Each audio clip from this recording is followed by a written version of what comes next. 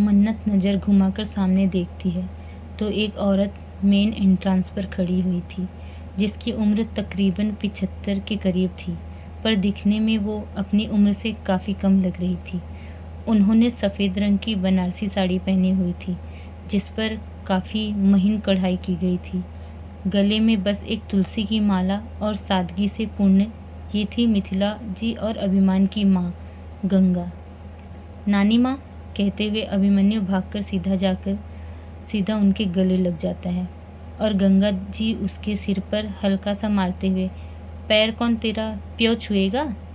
नाना नानी, माँ पैर वैर छूने की जरूरत नहीं है, खामखा आपकी नाजुक सी कमर में लचक आ जाएगी।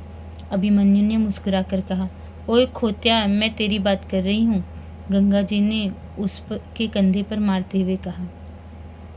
नहीं नहीं नानी, मेरी कमर बिल्कुल ठीक है, आप कहें तो 100 पुशअप्स करके दिखा दूं? अभिमन्यु ने कहा।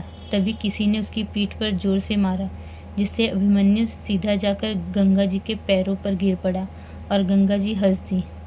क्या एमएम, मैं छूने ही वाला था, बेफिजूल में जान निकाल दी इस बच्चे की, अभिमन्यु ने अपनी पीठ सहलाते हुए कहा।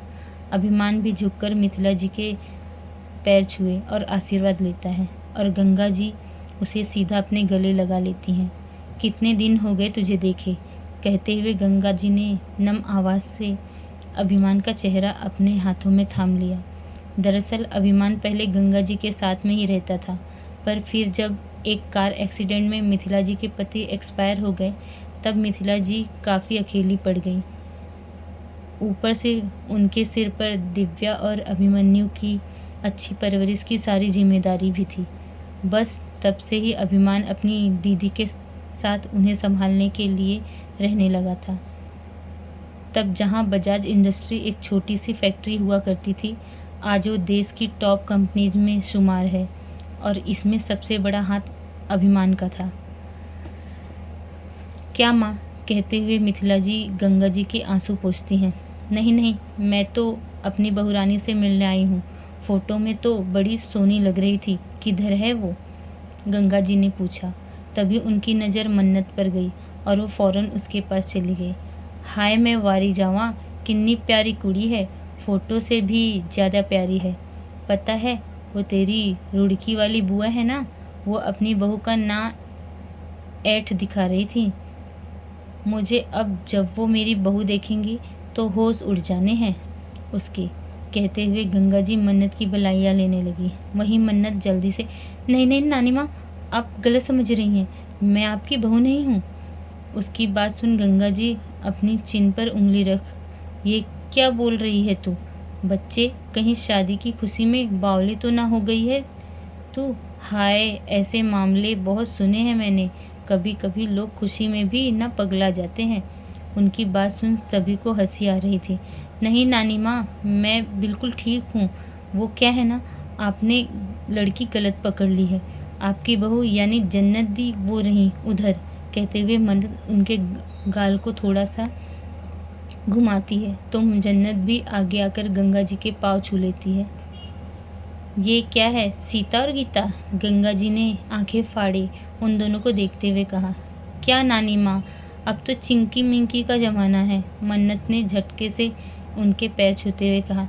बस बस, दूर से खुश रहो। उनकी बात सुन मन्नत मुस्कुरा दी। दरअसल माँ, ये जन्नत की जुड़वा बहन है मन्नत, मिथिला जी ने कहा। तो फिर ये मेरे पास क्यों आई?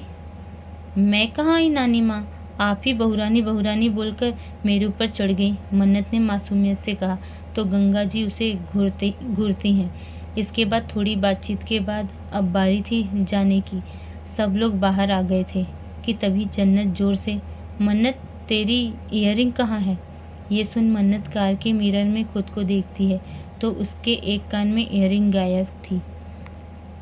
ये ज़रूर डांस के वक्त उनके पास गिरा, क्योंकि उससे पहले तो मैंने मिथिला आंटी से इसे ढंग से बंद करवाया था। खैर जो भी है, मैं अब उनके पास वापस नहीं जाने वाली, सोचते हुए मन्नत मुंह बिगाड़ती है। मन्नत, वो मेरी फेवरेट रिंग थी यार, ऐसे कैसे घुमा दी तूने, जाकर ढूंढ कर ला, जन्नत ने परेशान होते हुए कहा। पर दी, मन्नत, गलत बात है बेटा, जाकर ढूंढो, यही कहीं होगा, मिल जाएगी, ध्वनि जी ने कहा। तो मन्नत को झक मारकर अंदर जाना ही पड़ा। कमाल है, सब हमारे जाने का ही इंतज़ार कर रहे थे क्या? अब तो यहाँ मक्खी भी नज़र नहीं आ रही, मन्नत ने चारों तरफ देखते हुए कहा। मुझे तो बस टाइम पास करना है और थोड़ी देर बाद बाहर जाकर सबको कहना है कि इयररिंग मिली ही नहीं।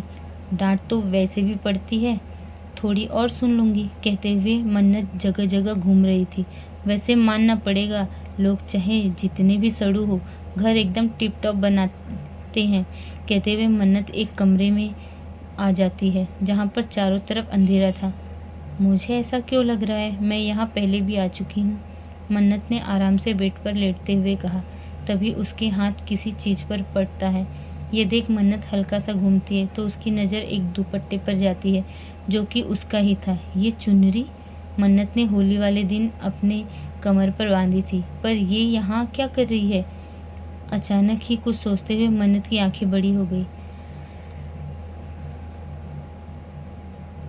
Is the bed comfortable little one? ये सुनते ही मन्नत अपना सिर पीट लेती है। गई भैंस पानी में। और फिर सामने शर्टलेस अभिमान को देख वो ज़ोर से चीखती है। तभी अभिमान उसके होठों पर अपने होठ रख देता है और उसकी आवाज़ को उसके मुंह में ही दबा देता है। मन्नत गुस्से में उसे घूरते हुए उसे खुद से दूर करती है। अभिमान ने ज़्यादा जोर नहीं लगाया हुआ था, इसलिए मन्नत कामयाब रहती है। आपकी हिम्मत कैसे हुई मुझे तीसरी बार किस करने की? मन्नत ने गुस्से में कहा। किस तुमने मुझे होली वाले दिन किया था, भूल गई? कहते हुए अभिमान अपनी आई विंग करता है। चुप करिए, और ये इस तरह क्यों घूम रहे हैं? अकल तो चलो दी ही नहीं है भगवान ने, पर कपड़े तो दिए हैं ना, तो पहनिए, मन्नत ने चिढ़ते हुए कहा।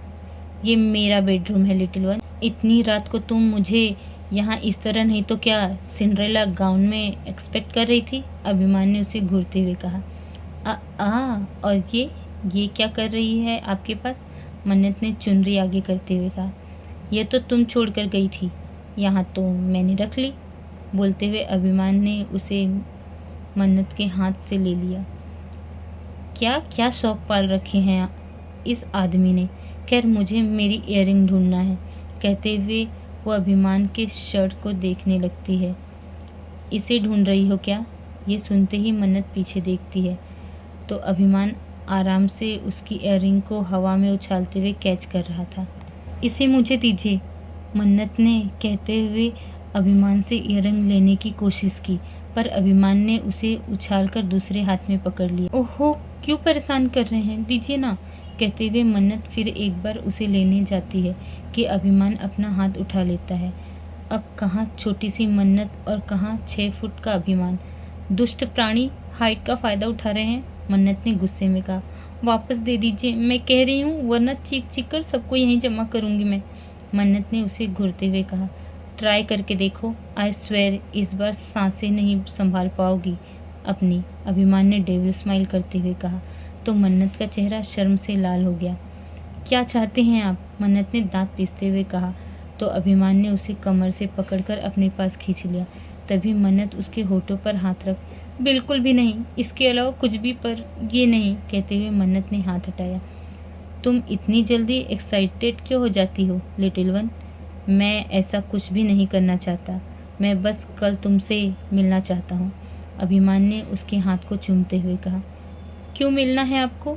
मन्नत ने आंखें छोटी करते हुए कहा। Because I want spend some good time with you, कहते हुए अभिमान ने उसे उठाकर सोफे पर बिठा दिया। मैं नहीं आ सकती, मन्नत ने कहा। तो अभिमान की पकड़ उसकी कमर पर कस गई। क्यों? उसने सर्द आवाज़ में पूछा। क्योंकि कल मेरा फुटबॉल मैच है, मन्नत ने धीरे से कहा। उसकी बात सुन अभिमान के फेस पर डेविल स्माइल आ गई। ओके, कोई बात नहीं, उसकी बात सुन मन्नत हैरानी से उसे देखती है। पक्का ना, कोई बात नहीं, मतलब आपको गुस्सा नहीं आ रहा? मन्नत ने उसे गौर से देखते हुए पूछा। हियर इज़ योर इयररिंग, कहते हुए अभिमान ने उसे इयररिंग दे दिया। अब मैं जाऊं?